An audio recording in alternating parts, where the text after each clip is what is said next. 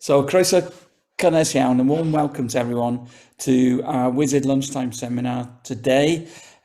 It's a joint paper by Jen Hampton and Alexandra Sandu, and it's Alex who's going to be presenting on their research on online teaching and learning during the coronavirus pandemic. And they're providing insights from Hub, which for those of you who don't know is a digital learning platform in Wales. And it's well worth having a look at Hub. I really wish I'd have had Hub when my kids were growing up, I can tell you that. So without further ado, I'm going to hand over to Alex for the presentation. Thank you very much, Ian. And thank you for the introduction. So today I will be speaking, I'll be presenting a study done together with my colleagues, Dr. Jennifer May Hampton and Professor Chris Taylor, about the continuity of learning in Wales during the coronavirus pandemic. The COVID-19 pandemic has forced everyone to adapt and to seek solutions to face-to-face contact, including the educational community. In fact, the impact of the COVID-19 pandemic on the education has been unprecedented, with lockdowns being imposed in many countries around the world, which resulted in widespread school closure and the need for education to be delivered remotely. At the peak of the pandemic, schools closed their doors for many weeks or months in more than 160 countries, affecting more than 1.4 billion learners, according to UNESCO, and giving rise to learning losses and inequalities. In the United Kingdom, all 4 nations had to close their school in March 2020 in an attempt to slow the spread of the virus, and decided to transfer the majority of their delivery online, while also cancelling the national exams later on. According to UNESCO, the school closures affected in the United Kingdom more than 15 million learners, among which over 11 million learners were pupils from primary and secondary schools. As a result, concerns were raised regarding access to learning materials and teaching staff as a result of the digital exclusion, namely lacking an appropriate internet-connected device, or lacking digital skills, or an internet connectivity stable enough to access, to participate in live lessons.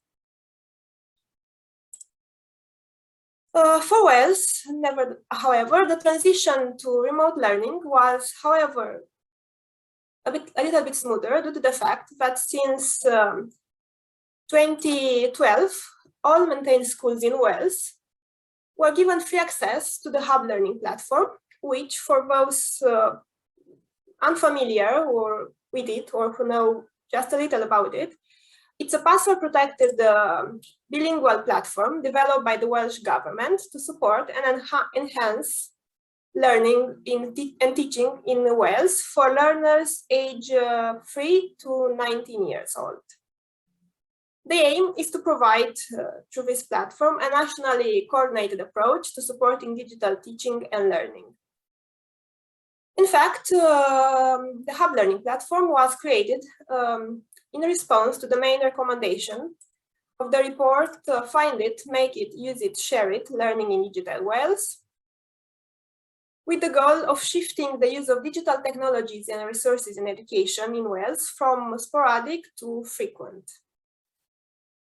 As such, when the COVID pandemic struck, for Wales, the Hub learning platform, it proved to be a unique potential opportunity for schools to transition smoothly to remote learning.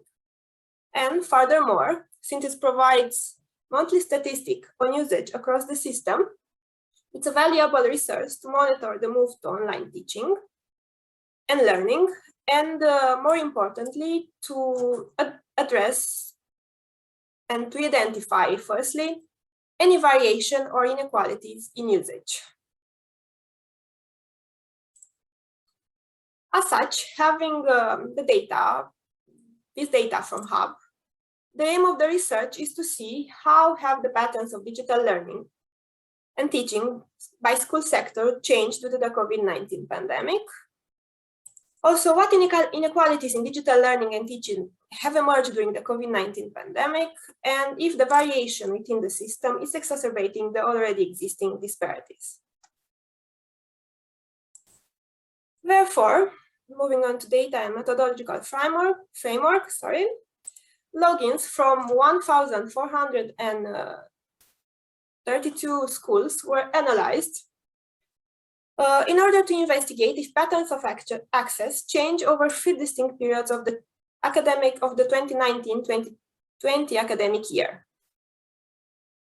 However, it should be kept in mind that the Hub data has some limitation. Firstly, not all schools use the Hub learning platform at all or on a regular basis, and thus our findings are only indicative of the online platform real use. Furthermore, the data simply reflects the logging into the platform.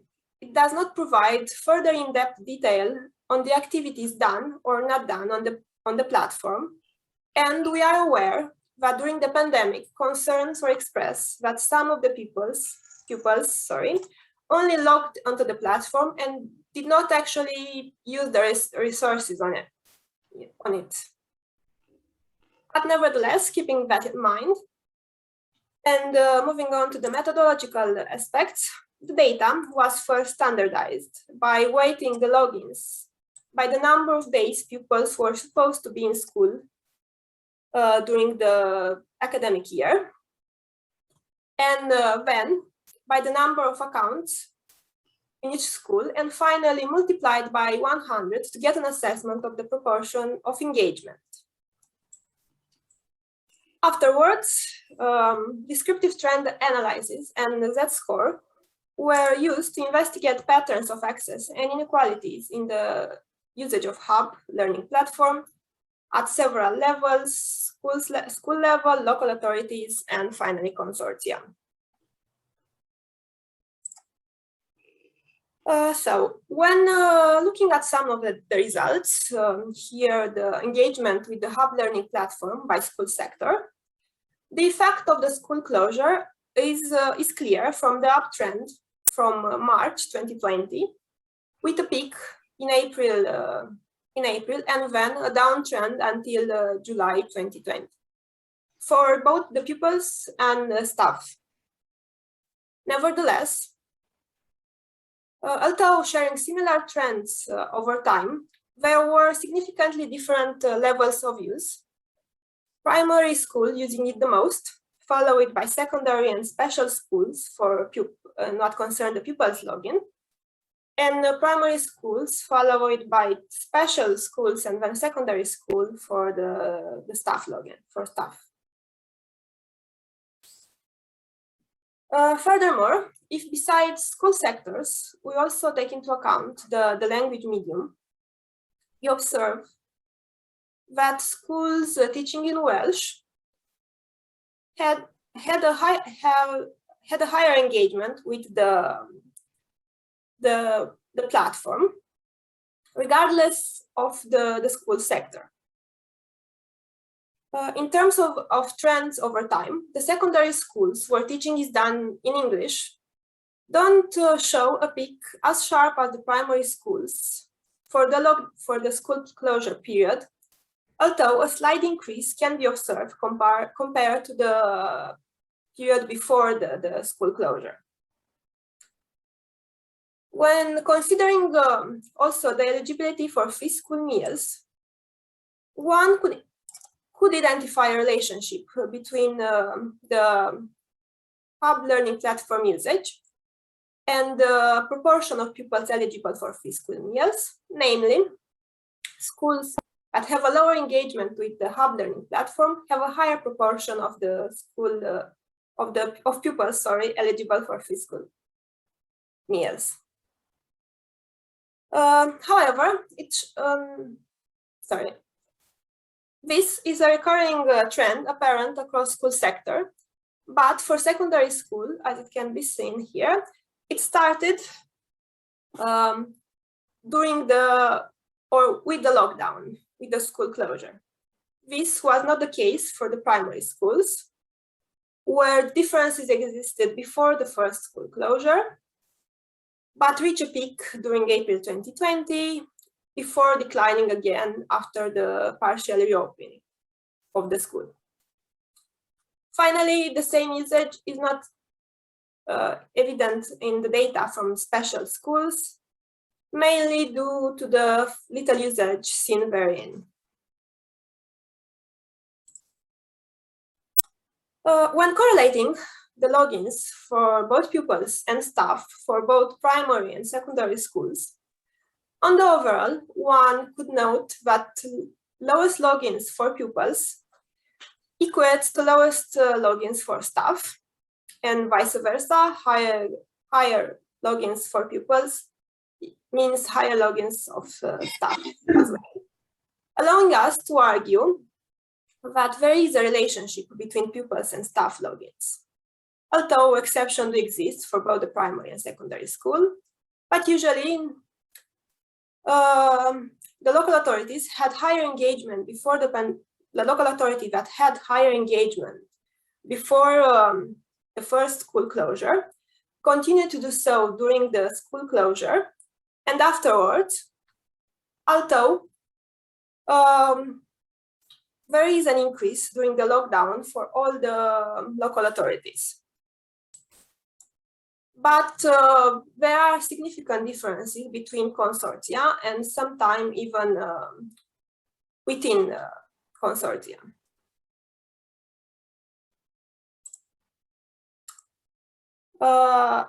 Moving on to the spatial inequalities related to the use of hub learning platform in primary and secondary school at the level of local authorities and consortia, one could see in the case of primary school that there is a decreasing west-east gradient throughout the 3 distinct study periods, although the intensity of the hub usage varies.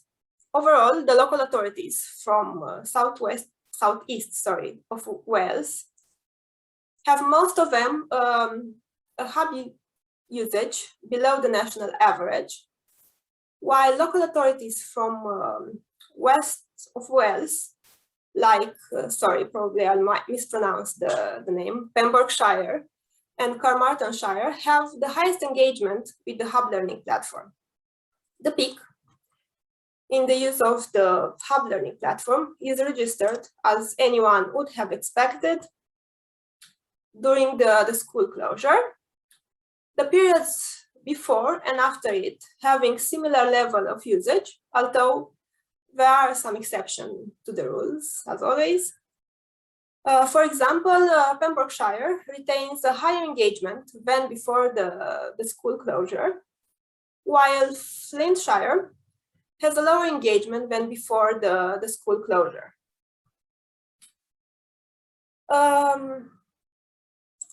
These disparities could easily be linked to socioeconomic issues, and on comparing this map with the Welsh Index of Multiple Deprivation, which is the Welsh government's official measure of relative deprivation for small areas in Wales, one could note that the local authorities that are having low hub engagement are most of them among the most deprived areas in Wales.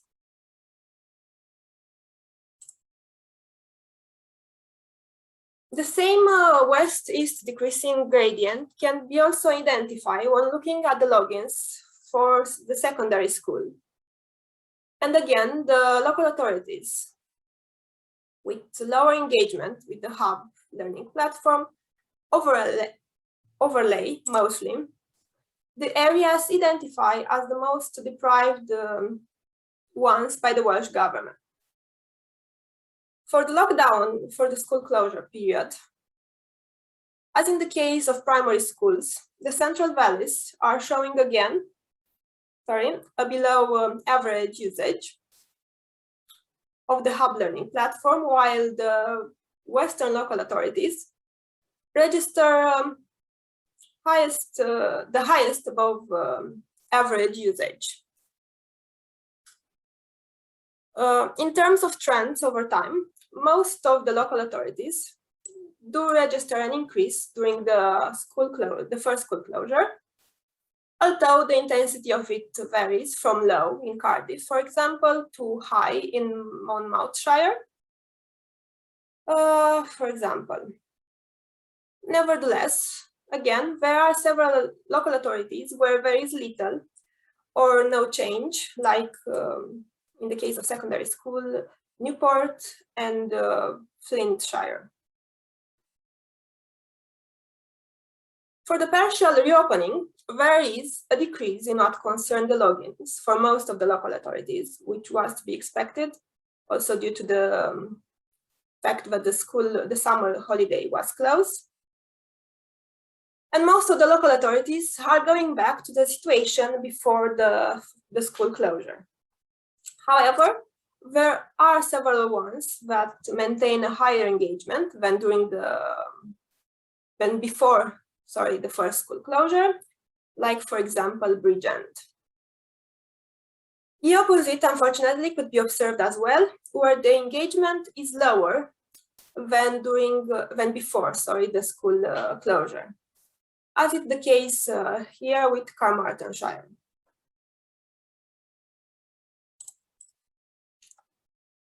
So, to conclude, the lockdown, mainly the period between April 2020 and June 2020, determined an increased usage of the hub learning platform, with primary school using it the most for both pupils and staff.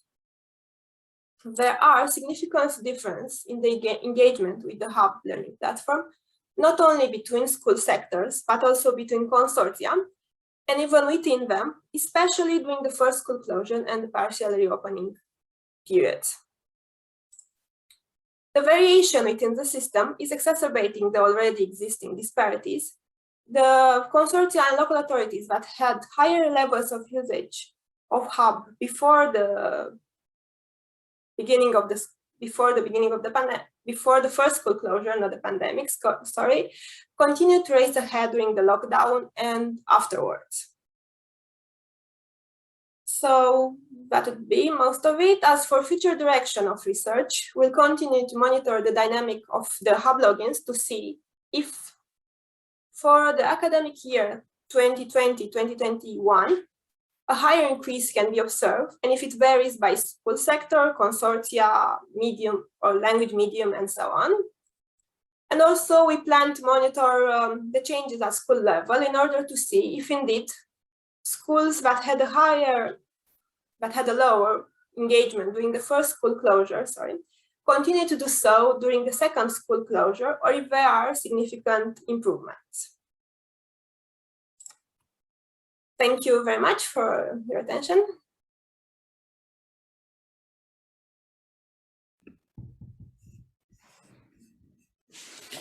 Thanks, Alexander. He's still out. Sorry about that. Do you want to stop sharing your screen and then we can... Sorry, yeah, just a moment. Yeah, it's done. Brilliant. That was really clear and I think really important research. So thank you very much for sharing it with us. I've got some questions, but maybe we can open up to the audience. So the usual thing, you can put stuff in the chat or you can raise your hand and I will let you in. And I'm sorry I've got a very nervous dog here. So we've got Katie and Sally. So that's the way I've seen them on the screen. So Katie, do you want to ask your question first? Thanks, Alex. That was really clear. I've got two questions really. One is, are you going to look at the number of special education needs or additional learning needs pupils within schools? to see what impact that had, because I would also presume that those with additional needs might have issues with accessing digital learning resources as well. And then the second one is there and I know that you're fairly recent to the UK and Wales in particular, but I'm wondering if there are particular reasons why Flintshire, Denbighshire and Newport are not engaging with Hub. And I wonder if you've got any ideas of that, but feel free to dodge it if you want to. Yeah, so thank you very much for the question, Katie. So regarding the special education needs, we already did an analysis. And indeed, the pupils with special education needs have very low engagement in it, partially because having the special educational needs, it's presumably more difficult for them to access it. While for the second question, unfortunately, I can't really give you, probably Jen or Chris would have known more. Sorry, still new to everything here in Wales and getting used to it. Sorry about that. Right, thank you. Okay, thanks, Alex. Thanks, Katie. Sally, do you have a question? I do have a question. It's not a question. It's a comment. I mean, again, thank you very much for an excellent presentation. It's partly about, I suppose, in how we interpret the data, and I'm slightly worried sometimes when we just talk about engagement, because it implies that those people that are not accessing it are disengaged. And I'm sure that is the case in many cases, but we also know from other projects that those people in poorer areas have actually less access to devices. And although it's only a minority have no access, a lot of young people share devices. So I think we need to be careful about the language of engagement as opposed to say access. And I don't want to say there isn't disengagement, because there clearly is, but it's only part of the story. Okay, thank you very much. Yeah, I will take that into account. Thank you very much, Salim. Okay. While people are thinking, can I ask questions? Because it's such fascinating data, Alex, and it was really well presented. So thank you. So I had two questions. The first one was, what's that phrase? Other goods are available. Are there alternatives to Hub that people might be logging into instead of it? Like an English Hub version or a private one. I don't know. I'm talking from complete ignorance. It's just whether people, instead of not accessing, they're accessing something else. That was the first thing. And then it was quite interesting, the language differentiation. Now, I've only just skimmed Hub, but though it's got a Welsh name, there's loads of English curricular materials in there. So I found it a bit strange that there was such a significant difference, and just wonder whether you had any thoughts about that. Okay, thank you very much for the question, Ian. So regarding an alternative to Hub, from what I know, Hub is quite unique to Wales and even to the United Kingdom. But I guess some of the pupils did not access it just because schools were sending them lessons, homeworks through mails, to other software, other instruments. So maybe they use BBC or things like, from what I know, BBC has a platform or something like that. So it's possible they also use that instead of the Hub learning platform. But from what I know, it's quite unique to Wales and to the United Kingdom, sorry. And regarding the difference for the usage of Hub learning platform for the Welsh teaching schools, I guess the fact that it has quite a lot of exercises and lesson in Welsh proved to be more useful to the pupils learning in Welsh. So that may be an explanation, although probably again, Jen or Chris could have more insight into this. Okay, thank you. Esther, you've got your hand up. Thanks, Ian. Thanks, that was a really great presentation. Just following up on what's already been said, and I can see Catherine's posted something in the comments. When I was interviewing parents during lockdown, lots of them were saying Google Classrooms was a big one that they were using. So that could be kind of, it could be that people are accessing that and that some teachers were preferring to use that. Because on the other end of the kind of, on the other side of the digital interface, it's teachers kind of setting the work and directing the pupils, and depending on, I've got a couple of friends who are teachers who would describe themselves as really technophobic, and so they will be looking for whatever platform kind of makes the most sense and is the easiest for them to use as well. So I know that's not what you were looking at, but it might be another consideration. I wanted to ask you about the lower levels of accessing the hub in special needs schools. And I was wondering if they have a different set of programs or platforms or something that is different from the hub, or whether the hub does special needs or neurodiverse kind of education provision, or whether there's something else. I don't know if anybody in the meeting knows that, but I just wondered if that's the case. Okay, thank you, Esther. Yeah, I forgot about Google Classrooms. Thank you for reminding it. Yeah, that's probably one they use also.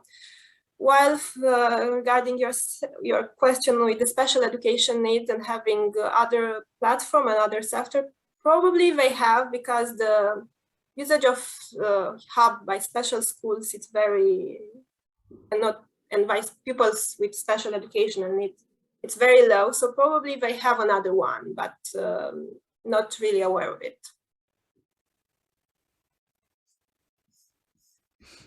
Okay, thanks, Katie. Thanks, Alex. Do we have any more questions? Can I just come in on that the last about the uses, just as an anecdotal thing? My daughter has just started reception this year, so thank God we didn't have to go through all this last year. I felt very lucky that we just sort of avoided it.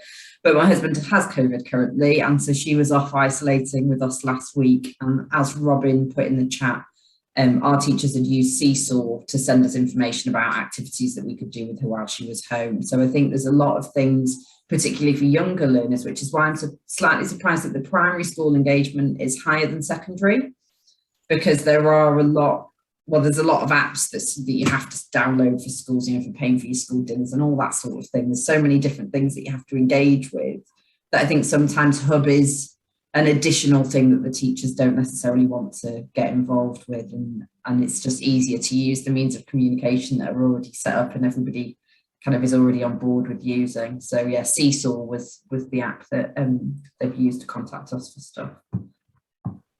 Okay, thank you, Katie. I'm really sorry about this. He's just gone a bit. Great, thanks, Katie. I just had the kind of thought then about, because I know you're going to do more work on it, Alex, and there's a lot more that you can do.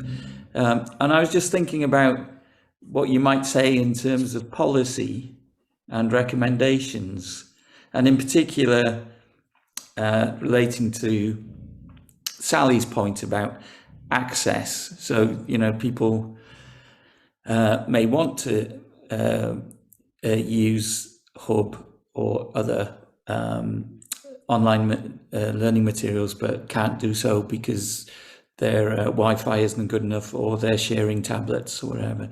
And I just wondering how you might incorporate some data on that into your analysis, if there are any data on accessibility. Yes, thank you for the, yeah, it's a tricky one. I I guess, yeah, it's the digital exclusion that needs to be taken into account. And although from what data I could find, total digital exclusion is very little in Wales, but again, it's the problem about the internet connectivity, if it's stable or not. So I guess I need to look into that. I imagine data will be about that, and it should, yeah, you are totally right, it should be taken into account. We're analyzing the access, not the engagement to the Hub Learning platform. Okay, lots to do and a really important work, I think, going forward. Whatever happens with COVID, the availability of good online learning materials is really important for children of all ages and levels. So I'm really pleased WISERD is doing this work. It's really, really important. Oh, Katie's back. Katie? Always back, always churning a bit slowly today. I'm just wondering whether there's any data trail on the provision of digital technology. So even lots of schools went around buying tablets and laptops and sending them out, particularly to disadvantaged pupils. And I'm wondering whether there's anything we can do in ADR to kind of pursue getting any of that data, either from local authorities or from schools. Sally has an answer to that. But I don't have a very good answer. I have a bit of an answer. We asked WMCS the survey. 25% of them have to share a device, so that's quite a lot. 2% they say they've got no access to a device, which is quite a lot in some ways if you think about it. We also asked them if the school had provided them with a device, and 25% said they had, and I don't believe that. I know from anecdotal evidence of working with schools that many schools had devices that pupils didn't take up for a variety of reasons. So I think the young people, when we said, did the school provide you the device, mean that when they went to school, they might have had something rather than have one they take home. So I think there's a problem with our data there. But I don't know what administrative data there would be, other than the Welsh Government will know how many laptops probably schools, how much funding was given to schools to support resources, but not necessarily how it was spent or what the take-up was. But I think 25% of young people having to share a device is quite a high figure. It is. I think if we could get access to data around what funding was given to individual schools, we could link that then to the school level analysis and see if that made a difference to their level of engagement at the different kind of phases that Alexandra and the team have looked at potentially. Yeah, definitely, yeah. Yeah, something to talk to Catherine about, I'll note it. It might also be worth just dropping Gary Higgs at USW an email. So he's, done loads of stuff on the Welsh Index of Multiple Deprivation, but he may know of data that's available on internet use or access. Okay, thank you. Yeah, we're all having trouble accessing the WISERD website. They're on the case. They're on the case. It will be sorted. Right. If there are no more questions, I just want to thank Alex for a brilliant presentation today. It is really interesting. And also, sorry Jen wasn't able to make it, because I'd be able to say thank you to Jen for all her amazing work with WISERD and to wish her well in her future career. And I hope Jen keeps in touch with us all as that career progresses, as I'm sure it will. So diolch yn fawr iawn, Alex, that's brilliant. And thanks to everyone for coming today, and apologies for Tav. He's just quite nervous at the moment. Thank you as well. Okay, Everyone. take care. Bye.